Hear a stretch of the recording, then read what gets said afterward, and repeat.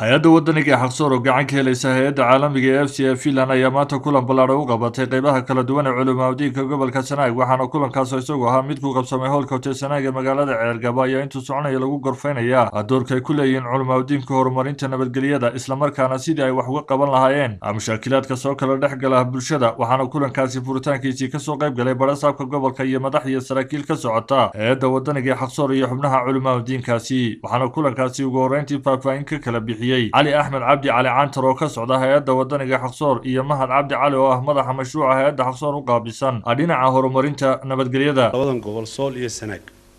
هذا صول بانو كان نمد أن علماء السوق والني إيو مقدمين تا إيو نبان كان من عامدها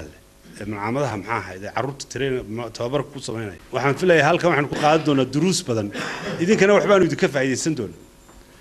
أو أنا قرن دونا annagana waxba naga faa'iideysan doontaan laakiin labadii waxaan doonaynaa inay gaarsiisaan ummadda oo aanay noqon deebiyo coldaansho wixin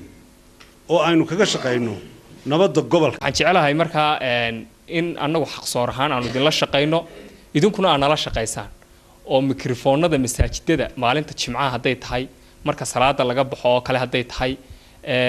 aad dadka ku wacyigelisaan nabadgelyada runtii qaybo fara badan baanu ka shaqeynaa tababaradan aynu qabanaynaa waxay muhiim u tahay marka lagu celceliyo waxa la yiraahdaa wax kasto lagu celceliya kulama takarara qarara wax kasto lagu celceliya way sugmaan awaysuuna halkaasi ka hadlay gudoomiyaha awqaafta degmada Maxamuud Axmed Cali ayaa dhinaciisa si weyn u soo dhaweeyay kulamadan lagu horumarinayo dhinaca nabadgelyada isagoo dhinaca kalena u bogaadiyay hay-adda wadaniga xaqsoor doorka ay ka qayb qaadato horumarinta nabadgelyada waxaana kulankaasi ugu dambeyntii soo afmeeray gudoomiyaha gobolka Sanaag Axmed Maxamed Geela Dacar macalinku wax qiimo badan maadin kula waba kay noogu yeeray cibaadada islaamka waa ka shantii waqtiina xasuusinaya Allah jazaaisiyo caalinkuna waa ka diintii inoo hayay inoo macnaynay dhammaantiin alxamdulillah rabbil caalamiin tashraf laatihiin dad karaamalaatihiin waxaad ku dadaaraya inaad si wanaagsan u qaataan casharada